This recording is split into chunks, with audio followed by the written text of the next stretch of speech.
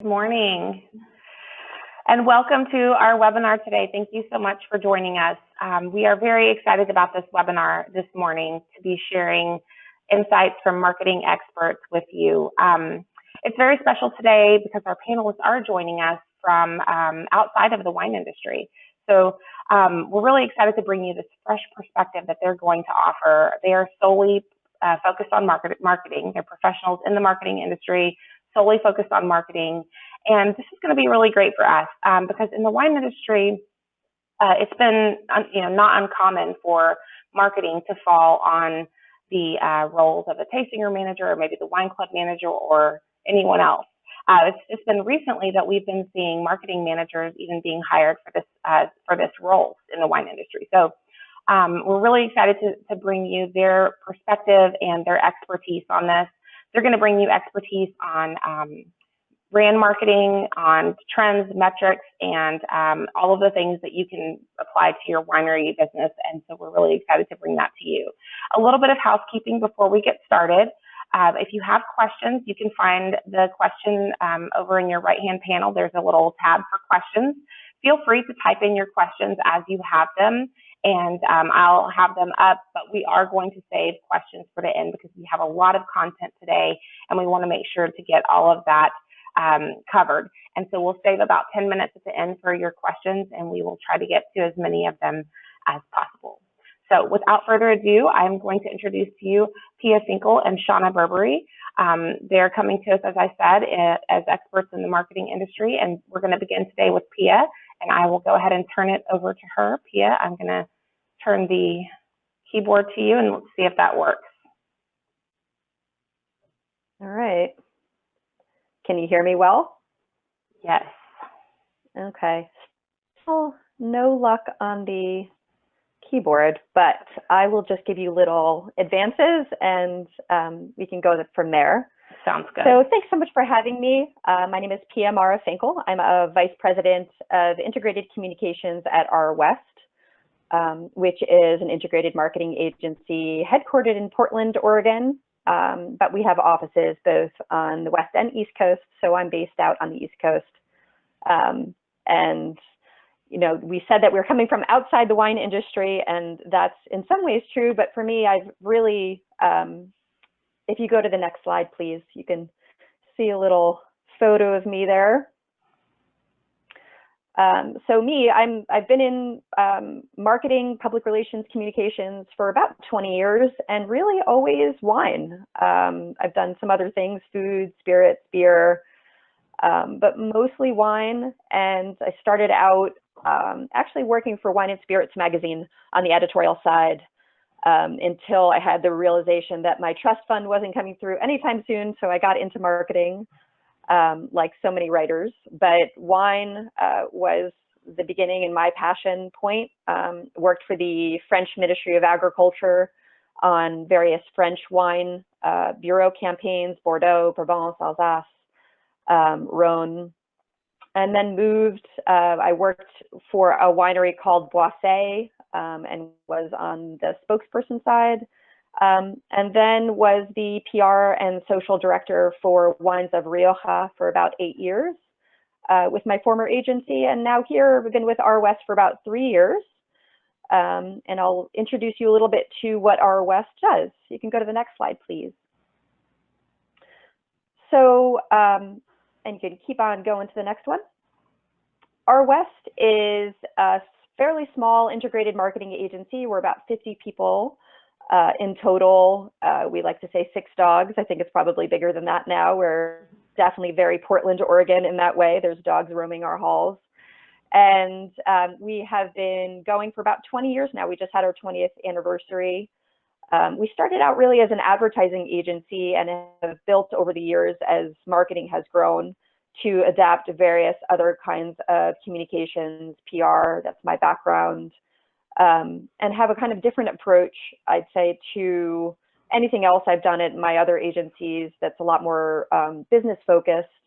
We like to think of our clients more as partners and kind of dive deep into their business and try to find the most strategic way to reach their end business goals. You can go to the next slide, please. So one agency, multiple specialties. That's the integrated part of it. And as we go through some tips for you guys on how to be the most efficient and effective in your own marketing on limited budgets, this is what I'll be talking about. And it's the buzzword of integrated and what that really means.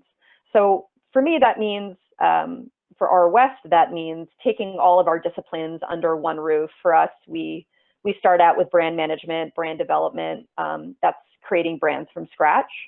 And the way that we create our strategy is by looking at all these other arms. So advertising, PR, digital, social, paid media, influencer programming, and absolutely all of that ties into analytics and data. I'll talk about that in a minute as well. And then we have an entire creative arm. So, and what that means more on a small level, on a micro level, if you're one business doing that, it's taking a look at all of the various marketing strategies available to you and your budget and deciding where your priorities lie, and looking at that end business goal and deciding, okay, you know, it's most important that we spend this amount of money and maybe working with influencers or doing some of our own content development or some local PR outreach. That'll be the most strategic to reach this end business goal. So it's kind of taking a look at it from a holistic perspective. And we'll talk through some tips there in a moment. You can go to the next slide, please. So this is something, it's our own approach. People talk a lot about telling your story. And kind of what does that really mean? Again, we like to look at this from more of a sales approach, more a business approach. We call it story selling. And really what that means is helping you build a more meaningful narrative across all channels, platforms, screens, stores, wherever you're going to get your message out there. We want to make sure that anything that you're putting out follows that same thread. And you're not kind of doing one-offs in different directions and having a different personality for press that you are for consumers. Everything should follow that same thread, and it should go back to your stories, why you're there, what makes you special, why you got into the business in the first place.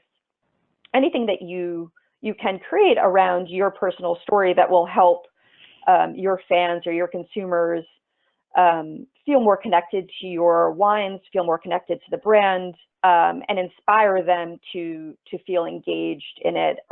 Ultimately, those kinds of consumers become your best brand advocates, and really will do the work for you on a limited budget. They'll help become your brand advocates and get the word out in all of their channels and platforms. You can go to the next slide, please. This is just a little background to give you an idea of the kinds of brands that we've worked with. It's everything from obviously very large brands, there's some pretty well-known names on there, down to small, lesser-known wineries, startup brands, beers, spirits. So really we have worked the gamut of very large budgets to super, super small, crafty budgets and everything in between. You can go to the next slide, please. So I'm going to talk through first some case studies to give you an idea of maybe just some inspirational ideas on the kinds of programming that are out there. I'll try to always relate it back to what it means to you, because of course some of these programs are larger budget programs and results, and that might feel a little too distant for you. So I'll try to relate it back to how that can be seen on a smaller scope. And then for the smaller ones, I think it can be some really direct inspiration for some things that you guys might do or how you might implement that at your own wineries. You can go to the next slide. So this is a case study. We worked with Mouton Cadet for several years. We work with Constellation as a larger group, but the Mouton Cadet brand, obviously a really well-known French wine brand. They definitely have a persona, and their kind of story, let's say, is one of lifestyle, luxury, kind of that sexy French personality. And they were launching a limited edition Cannes Rosé in honor of the Cannes Film Festival. And they came to us and asked for help getting that word out in the New York market among trade and consumer press. The Cannes Film Festival is certainly something that's talked about in the film industry. It's talked about among fashion sorts, but they wanted to be able to relate that back to the brand. And obviously they were spending a lot of money over in Cannes to sponsor the film festival. They wanted to try to figure out a way to make that dollar investment work for them better in the US market and give them that association with this great lifestyle brand, the Cannes Film Festival. So we recreated the Mouton Cadet wine bar in New York as an event that was open to consumer and trade media, and then live broadcasted various moments at the Cannes Film Festival so that we could both relate it back to the event going on. We can give people a sense of feeling part of that experience. So again, feeling engaged in it, giving them something more to talk about than just this, another rosé is launching. And I think one launches just about every day. So this was something new and different to talk about. But also relating it back to different verticals. So not just talking about the wine and what it tastes like, but giving people a sense of lifestyle, the fashion that was being worn at Cannes, the films that were being launched, giving them something more to talk about than simply a wine launch. And ultimately, we got really great results. I think we're over 50 million impressions and hit all of the print and online publications we wanted to hit, not just in food and beverage, but also celebrity and lifestyle publications. So got beyond just the wine spectators and the wine enthusiasts of the world into People magazine, Perez Hilton, more of that lifestyle influencers. So we're really pleased with that campaign. And on a smaller level, what I would say is the lesson here is looking at small experiences you may be having or events, cool things that are happening at the winery, and finding a way to introduce that to media or get attention from press and media for something really interesting and authentic happening at the winery by doing it long distance, connecting them. Maybe it's a Facebook Live event, or maybe it's just a Twitter party, or maybe it's doing a media mailer in honor of that event, or maybe it's inviting people to the winery to experience it for themselves. You can go to the next slide, please. So this is something outside the wine industry. I wanted to talk about not just wine, but other verticals as well, to give you some ideas of what we're doing, not just in wine all the time. I'm sure you hear tons about what's going on in the wine industry. One of our brands is Anchor Brewing. They have Anchor Distilling as part of their brand. It's a craft distiller based out of San Francisco, and they hadn't launched a new product in like over a decade. So it was a really big deal for them to launch something new. And unlike many things that are launched, it was actually pretty newsworthy. It was a vodka distilled from beer hops. Nobody else had ever done it before. And they came to us looking to take advantage of this launch and really create awareness and buzz for Anchor Distilling as a brand, and obviously for this product launch. So we had a really tight timeline. We only had about 3 months to get it done, and reached out to press with some really thoughtful and well-crafted pitches around this great product. And I think the lesson learned here, obviously this was very successful. The product sold out. They couldn't keep up with demand. It ended up creating some pressure for them there.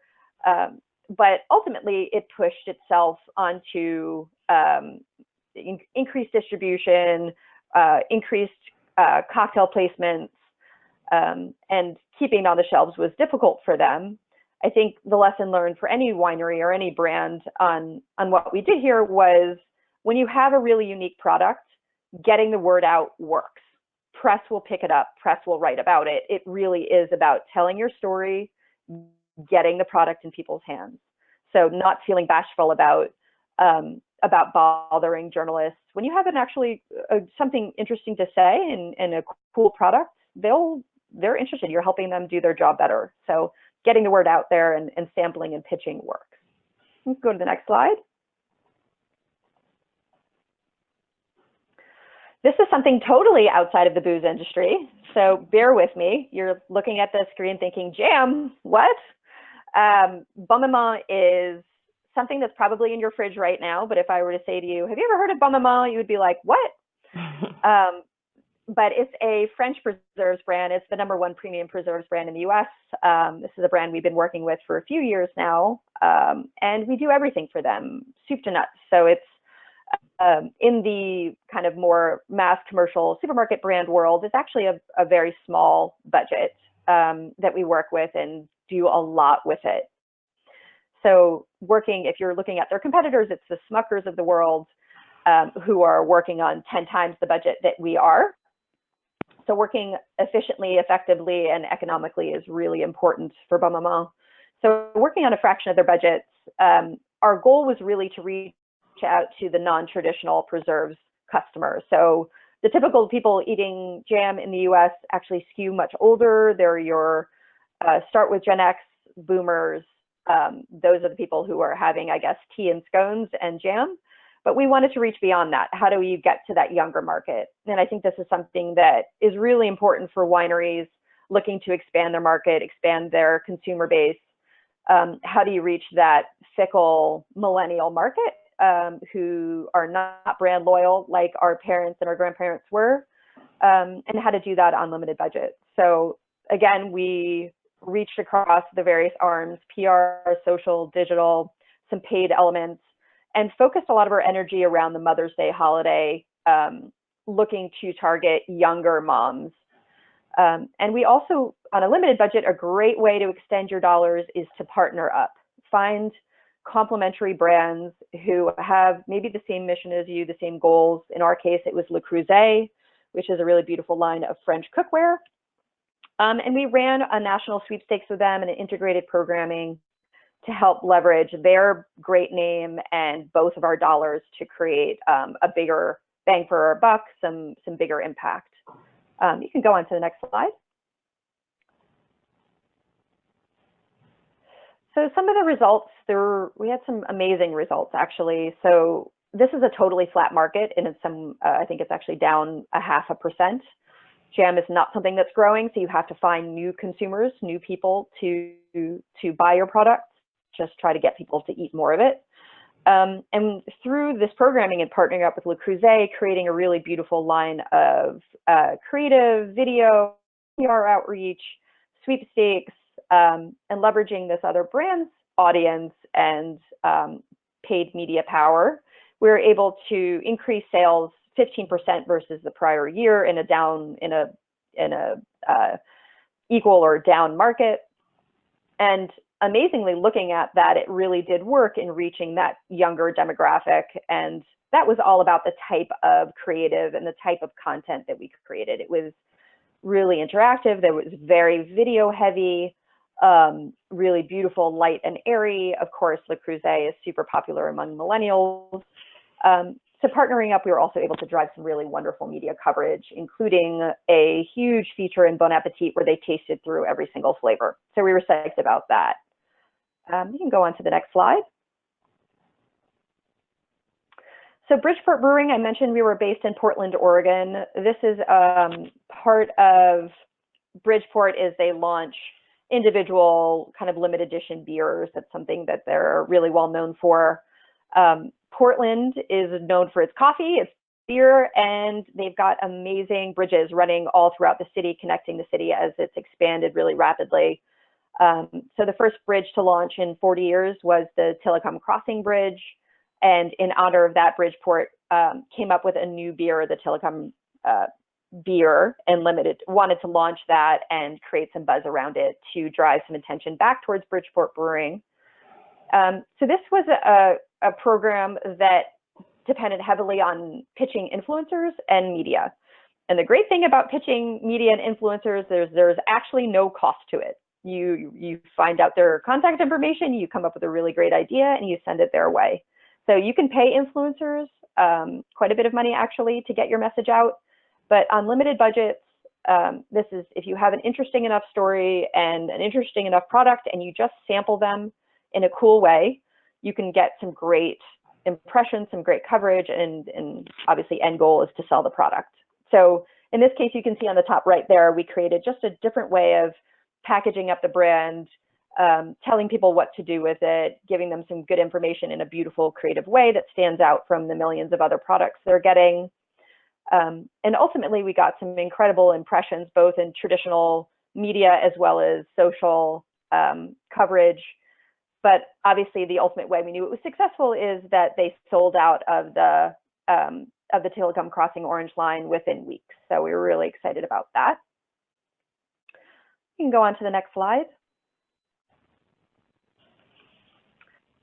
So after that, again, you know, some of those programs can seem bigger than anything you would ever do yourselves, or a little too far afield. So I wanted to boil that down to just 3 takeaway tips and kind of why that should mean anything to you.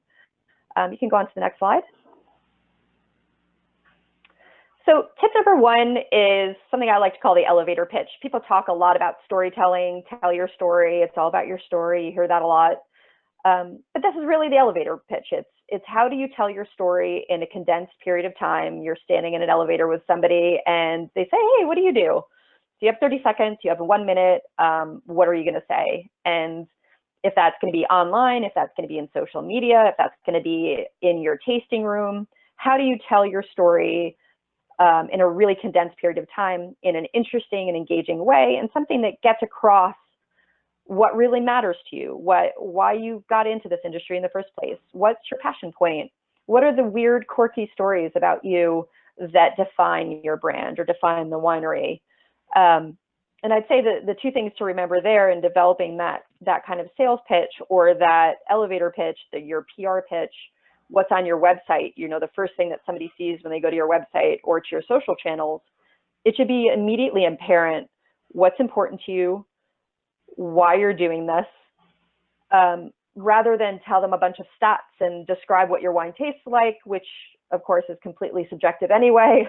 Talk about the winery, talk about the dogs running around, talk about your kids and how you wanted to build a winery that they could run around and grow up on, or all those heartwarming soft sell stories are actually what make people feel engaged with your brand and want to come back for a second pour or continue to buy your cases or join your wine club.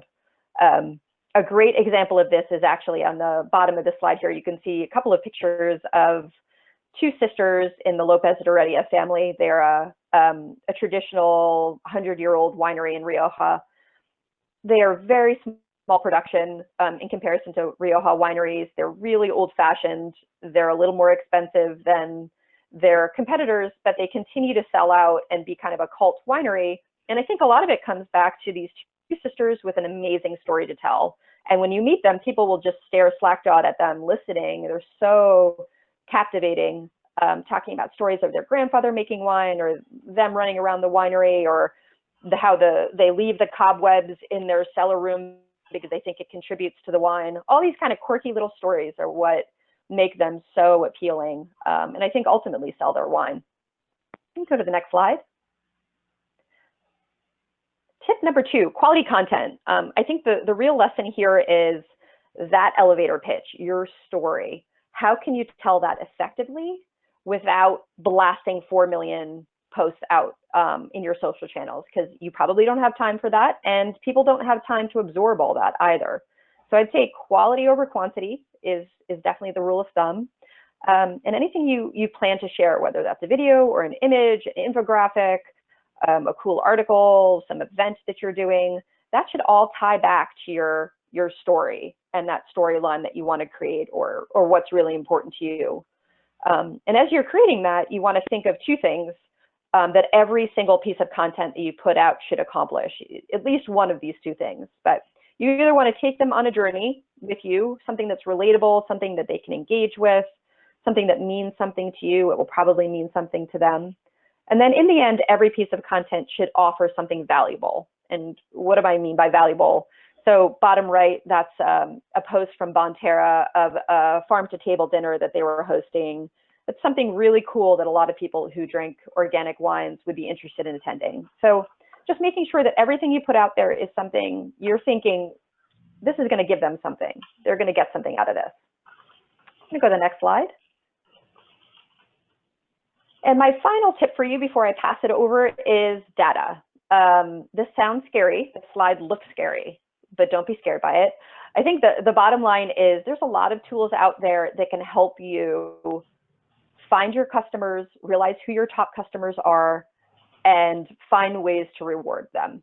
And make any marketing decision that you end up deciding to make it easier, make it more apparent why you need to do what you're doing.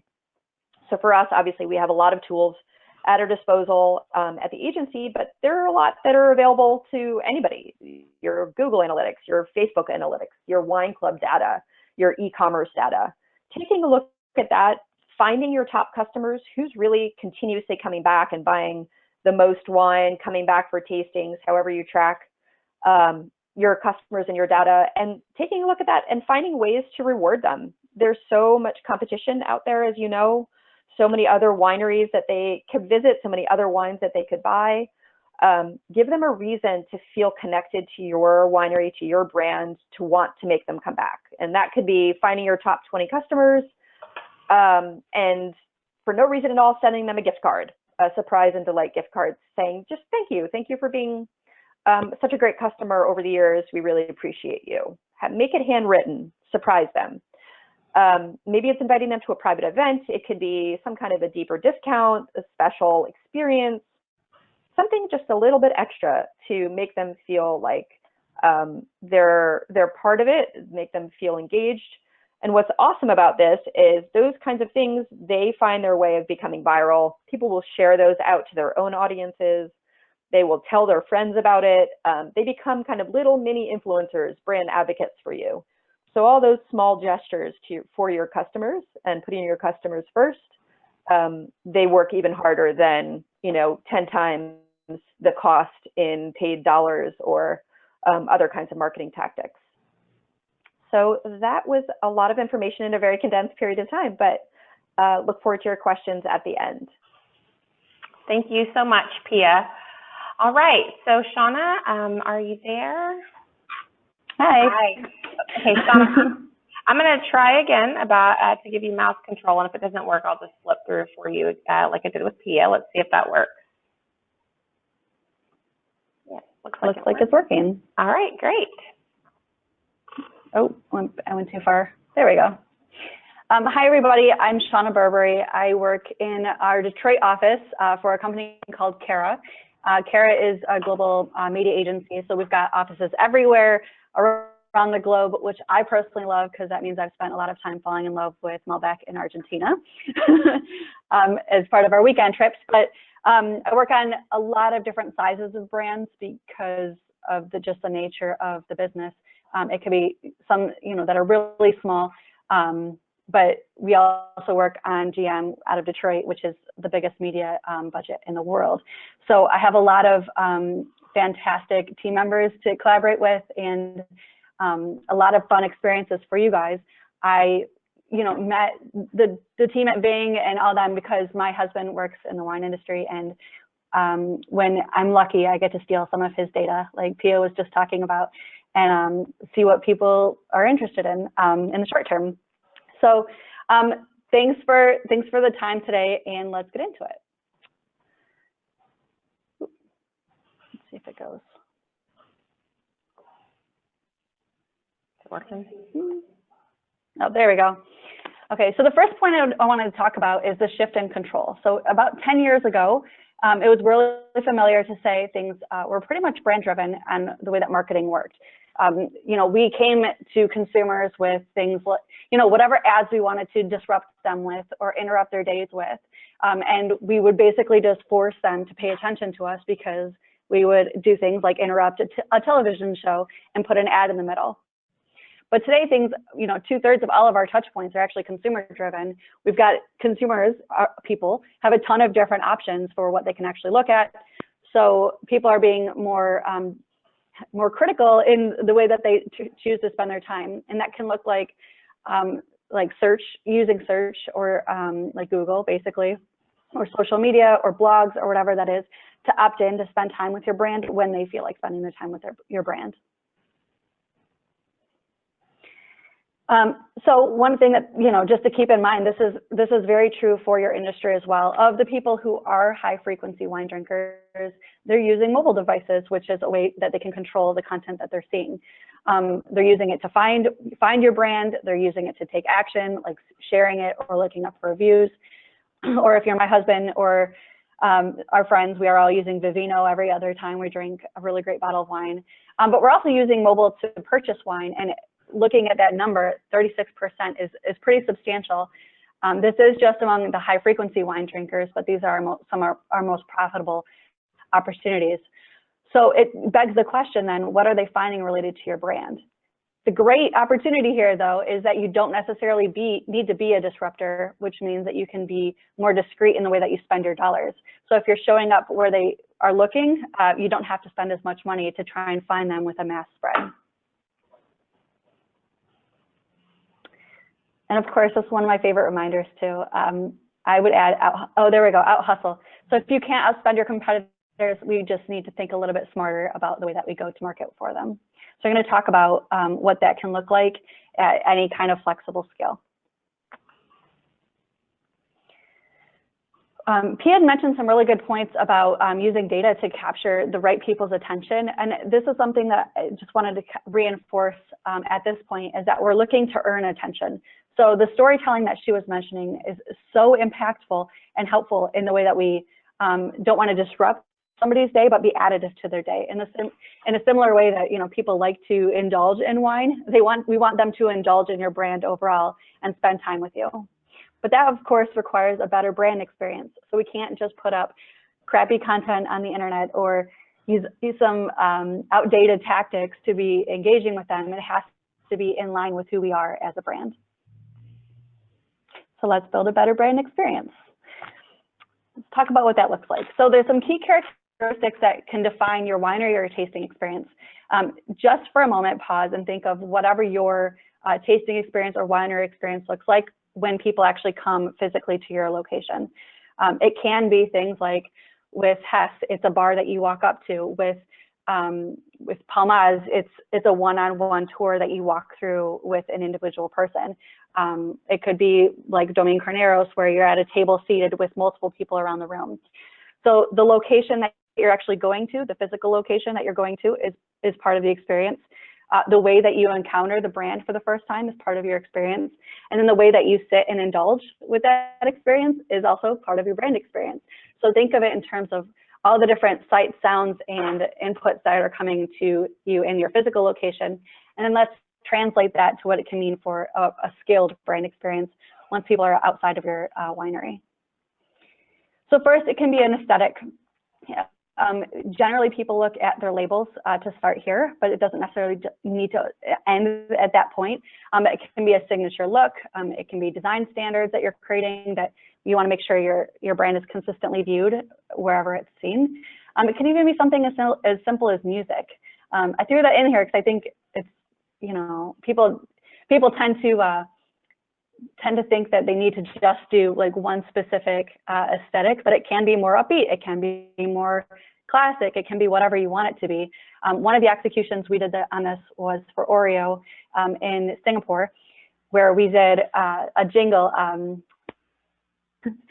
not going to sing it for you, so you're in luck. But basically, we partnered with somebody to create a song specific to Oreo that's like upbeat and really takes in the aesthetic and tone of the funness of dipping an Oreo into a glass of milk.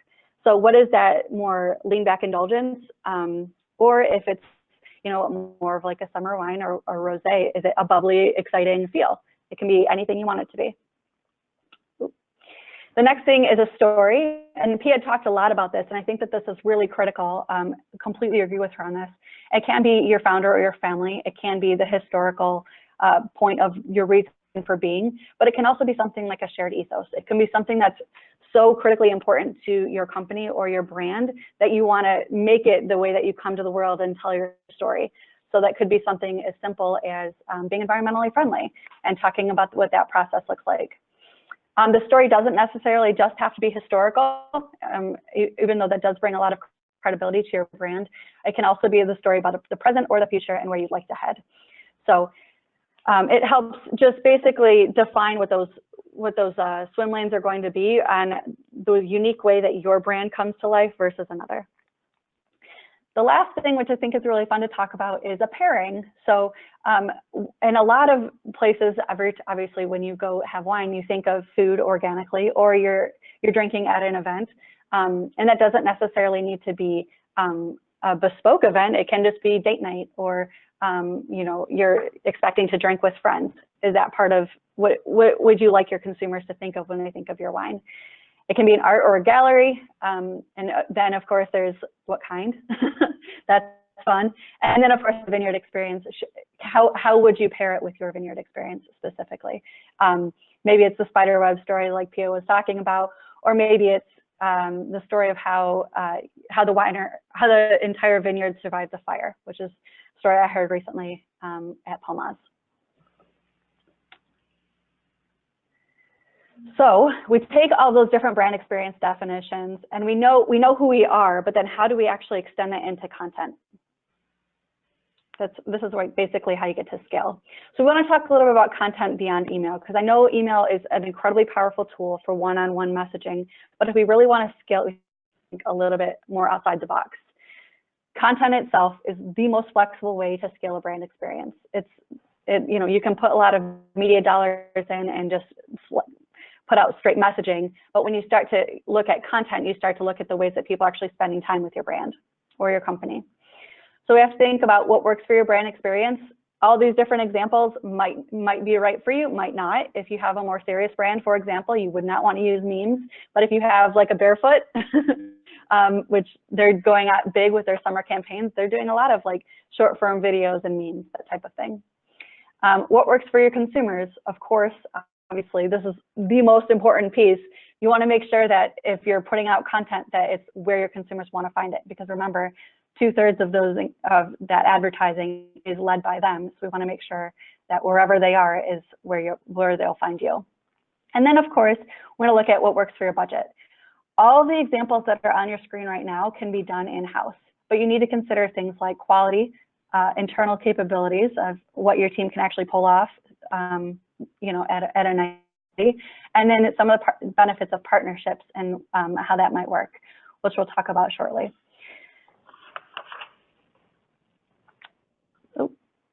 Okay, so shorter than I expected. All right, so let's talk about the examples. On the left side, you have your brand created content. On the right side, partner created content. What this means, in its most simplest terms, is that your brand created content is the content that you alone create. Your partner created content is content that you can collaborate with other people to create. So Pia's example on influencers, that would be an example of partner created content. So some benefits here. Doing brand created content, the voice of the brand is consistent. You always are in control of exactly how your brand is being put out into the world. And that gives you a lot of control on perception, which is really important for some people. It also allows you to use your existing or your media built audiences. What this means basically is on your own channels, which are channels that you independently can manage, like your website or your social media sites, you're already talking to people who you've established a following with, or people who've opted in to see you. The media built audiences is basically taking those same channels and then paying for media to amplify that to additional channels and pulling them into your social media sites or into your .com, your websites. Partner created content, there's some benefits here but it's a little bit of give and take, right? So you have the voice of the partner, which can always be a good thing, or as long as it's aligned well to your brand experience. But you're also borrowing that equity, which means that you're borrowing their credibility. Borrowing the credibility of somebody else can help you get to the right places. He had mentioned that Perez Hilton liked one of the activations that she did that was using Perez Hilton's borrowed equity. But it doesn't necessarily have to be a celebrity, obviously. It can be somebody who's just well known in your specific industry, well known for the specific stories that you're telling. It can be anything. For example, right now, if you look on Adweek, you'll see that it's Michelob Ultra is doing a partnership with a New York City Marathon. And so what they've done, our agency partnered with the winner of last year's marathon and then had her do basically be the coach for the Ultra 95 participants this year. So using that specific winner of the marathon is a lot less expensive than using, a celebrity influencer. But now Ultra 95 is doing an entire campaign against basically a competition to train with that specific person. So it doesn't necessarily need to be, somebody in their industry. They're not using a beer influencer, so to speak. They're using a passion point for their consumers and then leaning into that insight and activating there. The last thing too, of course, with partner created insights is that you get new audiences. It's basically organic and a free way to get to their audiences without having to pay dollar for dollar to reach them, which is fantastic value. Something important to know about this, of course, is that you can do either of these at any kind of budget. So don't necessarily think partner created means more money.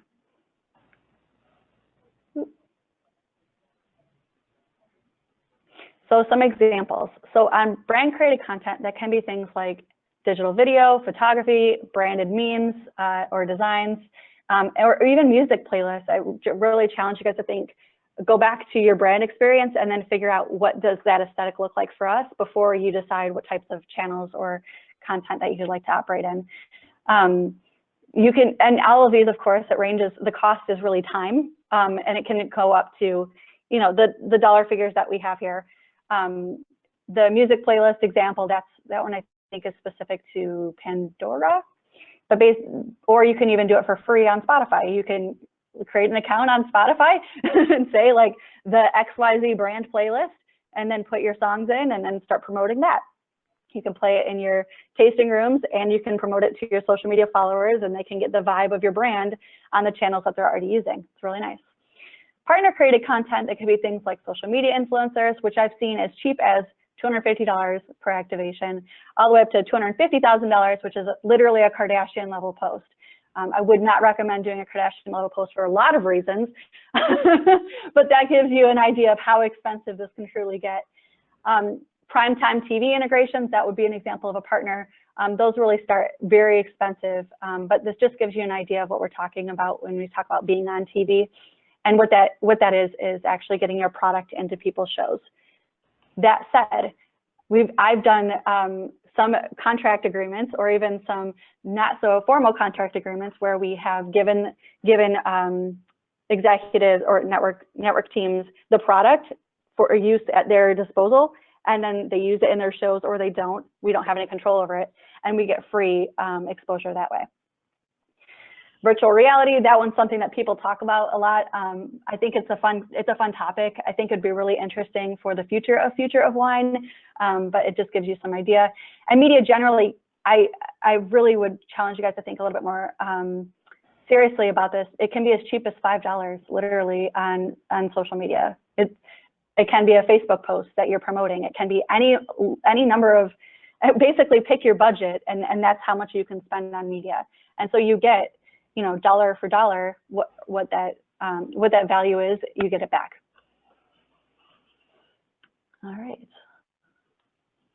So what kind of content works for you and your consumers? You want to know your topics. What's most relevant to your brand? How do you want consumers to associate your brand and products with different things about their lives? So it can be connections, flavors, the process, hosting, which can be, groups or intimate scenarios. It can be seasons, like this is our summer drink. It can be feelings. It can be whatever you want it to be. Know your consumer preferences. Where are they? Where are they when they're thinking about wine? What types of activities are they doing? And then most importantly, and please never forget this, is to know your voice and your value. Why do consumers want to hear from you? When they do, how are you going to set the tone for that relationship? It really is extending the basic attributes of shaking somebody's hand in a tasting room and putting that into like a wider skilled space. So if you aren't consistent in who you are there, it's going to be very difficult for you to build your brand in a scalable, consistent way.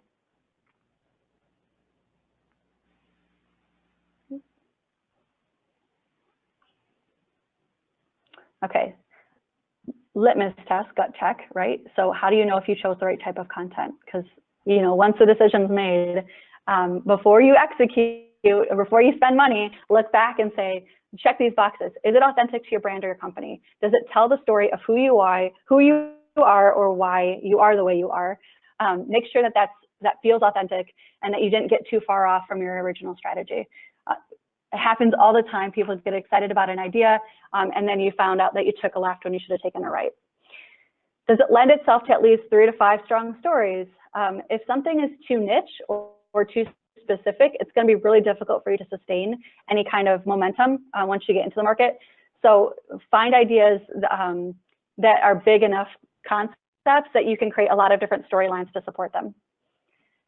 And then, of course, can more than a couple people articulate the theme? If only the really brilliant person in the marketing team is the person who can actually say what it is, think back to Pia's elevator pitch, then it's not going to be effective for your consumers. It has to be something that's really scalable and that it's really bite-sized and easy to communicate. So some real-life examples of some brand-created content. This is a third-party Instagram influencer called Wink. I think it's Wink. Sorry, it's really tiny text. But it's just product placement with an Instagram influencer. I'm sorry, this actually isn't an influencer. This is somebody that the brand used as their own model. Sorry, there's a drag on the click-throughs. There's also things like podcasts, which are a lot of fun. It's one of the fastest growing pieces of content in the market right now. Not right for every brand, but some brands have started their own wine podcasts where they talk through their different wines, but it can also be, it can be as sommelier focused, like understanding wine, where you want like an expert reference, or it can be, you know, something that's more aligned to a lifestyle, like wine for sophisticated homies, or wine and shine, where it's more of a lifestyle vibe. It's up to you. It depends on what your brand experience is going to be. One of my personal favorites is Mom and Wine. I have twins, and this is important to me. So this is a partnership that this brand specifically partnered with Mom and Wine on to do an activation. And it says, please excuse it, basically empty wine bottle. So she's personalizing that story. She's not necessarily saying, this is what this tastes like, and this is why this wine is so awesome. She's basically saying, from my perspective, when I tried this, this is what happened. This is another partnership that the guy on the left is the host and the woman on the right is from the brand. So he's interviewing her on the specific wine that she's brought to the table in this YouTube video. The cool thing about this, and the reason I chose such a funky extreme example, is this guy, this influencer, is completely different from a lot of the different aesthetics that you'll see in the wine industry, but he's reaching a completely different target audience. And so without having to change up the way that the woman on the right looks, or the way that she comes to the table with the wine or her expertise, they're accessing an entirely new consumer group without changing anything about themselves. They're making themselves more accessible, basically. Okay, I work in a lot of data, and so this is extremely important to me. Defining success is so critical, and I think it's one of the most underrated things that small brands do on a day-to-day basis. If you want to get more time, budget, whatever, you have to make sure that you're communicating what success looks like from day one, and you're communicating consistently with the people who are, you know, the stakeholders in your company. So I simplify this as much as possible, but it's the most impactful things that you should know. The first one is brand building. Reach, visibility, awareness, those are all key performance indicators that tell you that you're building your brand. This is usually what people think of when they think of marketing in general. You want to get in front of as many people as possible, which is your reach. You want those people to have seen you, your visibility, and you want them to know about your brand, which is awareness. There's a lot of different ways that you can measure that with different metrics based on the channels that you go with, but that part's really not as important, but just always know that the thematic thing that you want to be communicating to people, the first thing for defining success is brand building. The second piece is relationships.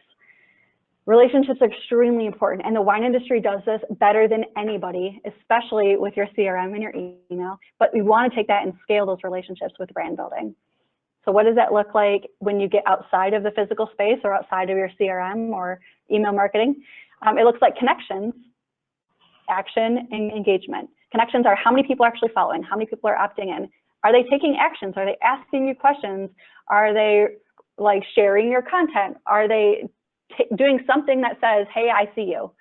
The engagement is they're actually opting into it, like forming a relationship with you. So that's like followers.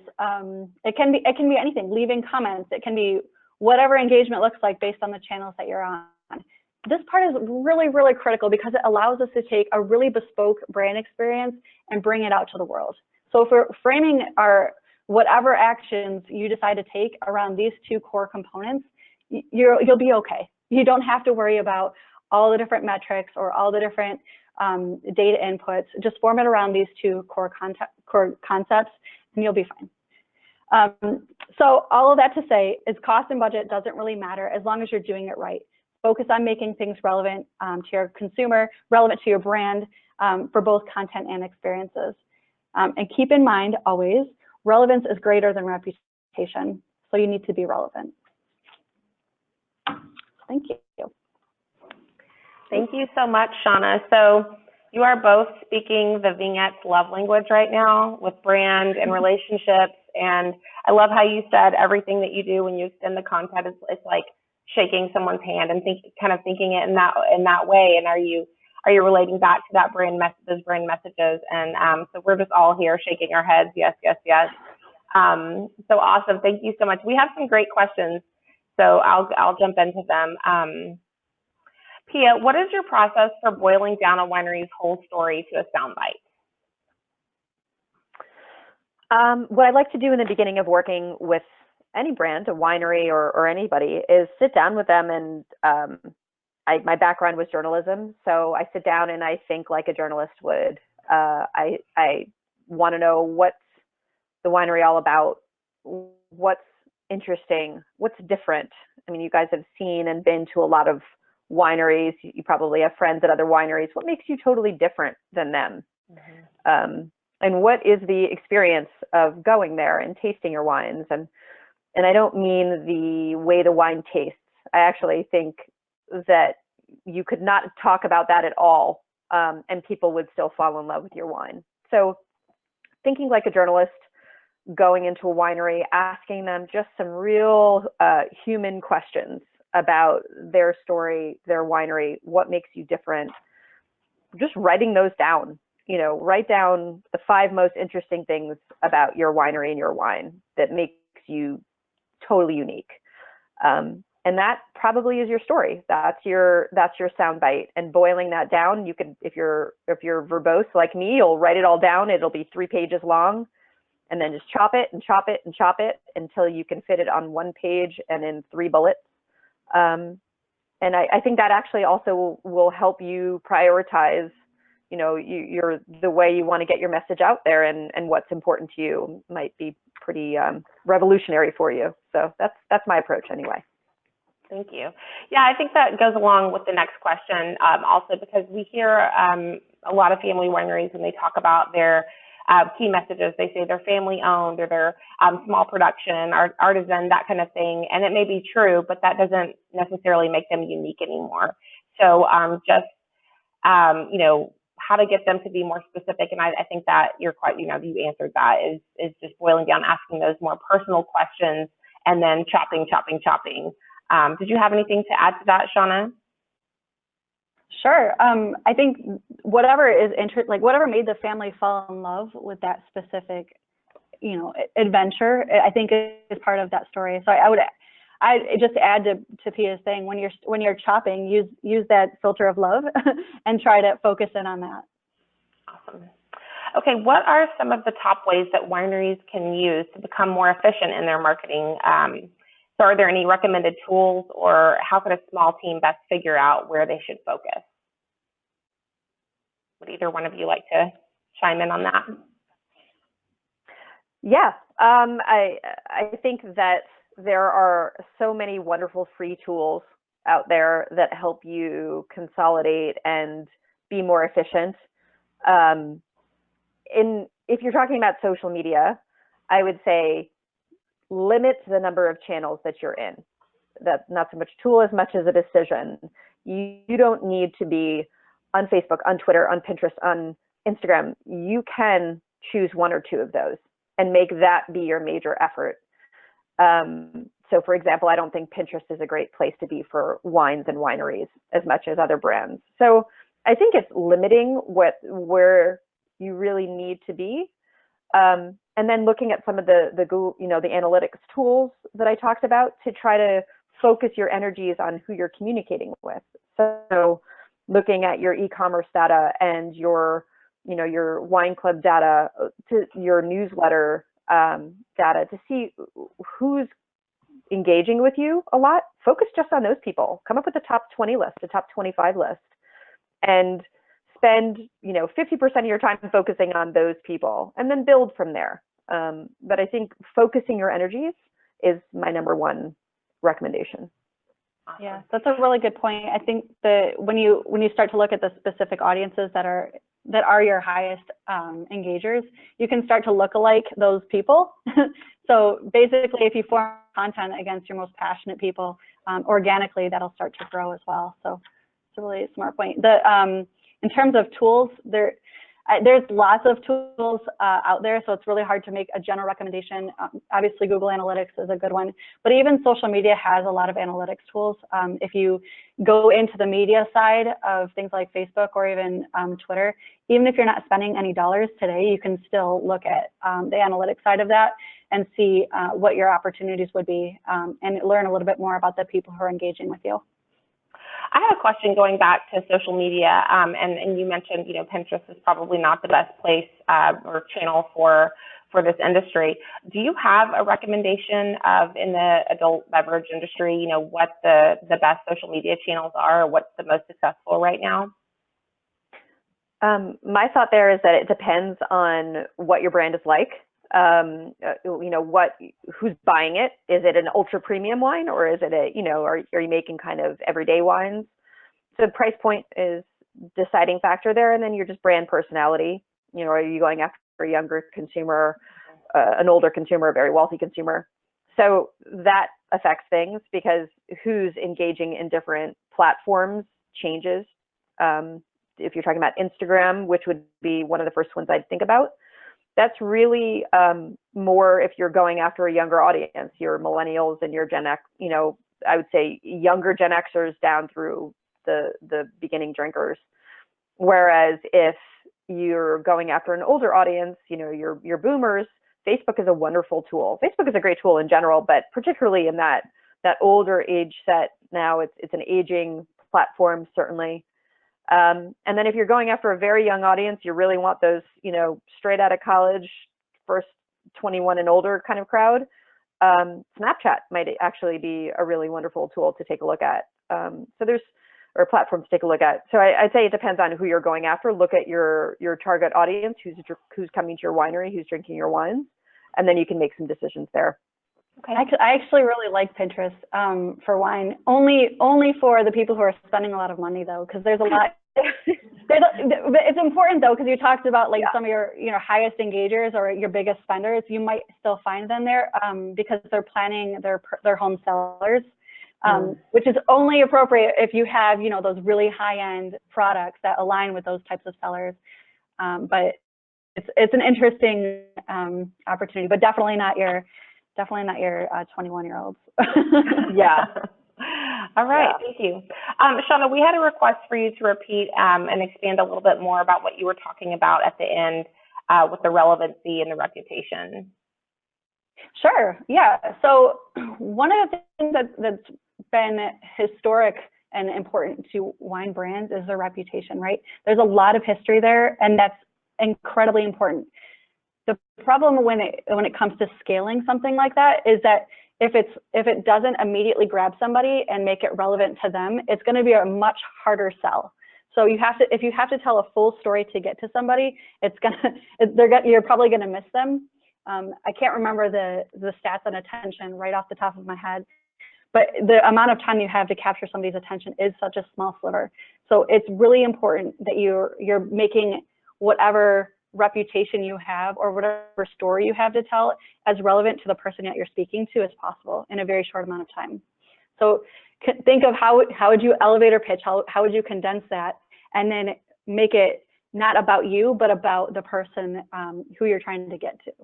or who you're trying to connect with. It's kind of like dating, right? You don't just come up to somebody and ask them to you effectively. You have to, flirt with them a little, ask them questions about themselves, figure out what their life is like, and then you kind of start to move into that relationship. So if you create something that's more relevant to them, and by making it about them, it feels like it's a brand for me. Yeah. Awesome. Well, thank you both so much.